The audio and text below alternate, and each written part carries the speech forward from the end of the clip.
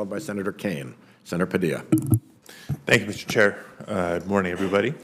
The impact of foreign tax loopholes extends far beyond just the record profits and inflated corporate bonuses that we read about all too often.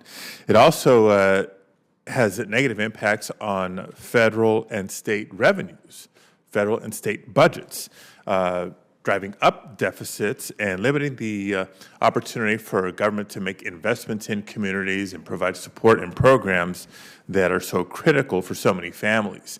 Now, this dynamic, effectively, what we're doing, Mr. Chair, is subsidizing offshoring. Is far more expensive than initial sticker prices may lead us to believe.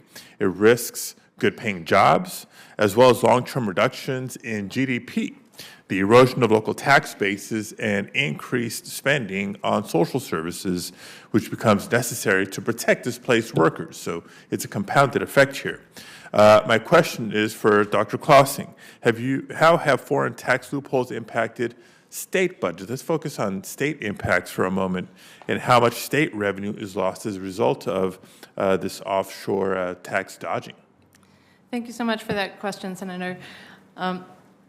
It has an enormous effect on state budgets, in part because most state definitions of income piggyback on the federal definition. So when companies shift income offshore and earn it abroad instead of earning it at home, that reduces federal revenues, and it also reduces state revenues in tandem. There was a nice study by ITEP, which looked at what states could gain from just closing simple loopholes in how they treat foreign income, and they found a $17 billion benefit potentially from relatively simple reforms across states. And for California, you might be interested, that's about $3 billion of that 17.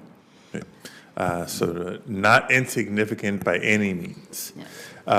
Now, I wanted to highlight for a moment a particularly egregious loophole within the global intangible low-taxed income, also referred as GILTI, structure, specifically exempting income derived from foreign oil and gas extraction.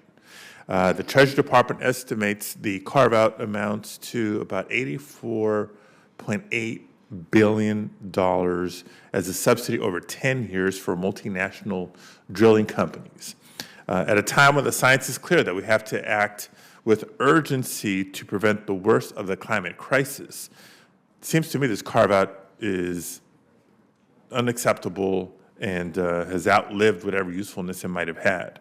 While the Inflation Reduction Act shifted several federal incentives towards clean energy and domestic sources, lingering carve-outs for foreign oil and gas are entirely counterintuitive to these efforts. So, Dr. Clausing, what policy changes should we consider as we work to reform the tax code in a climate-conscious and forward-looking way?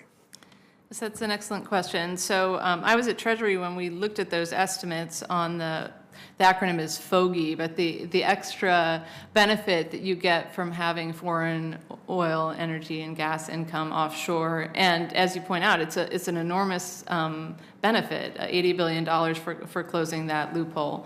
So that is one change that should be made, absolutely. And I would point out that there's another $40 billion or so of subsidies within our tax code for fossil fuels, right? So if you could reverse those, that would generate a lot of revenue as well.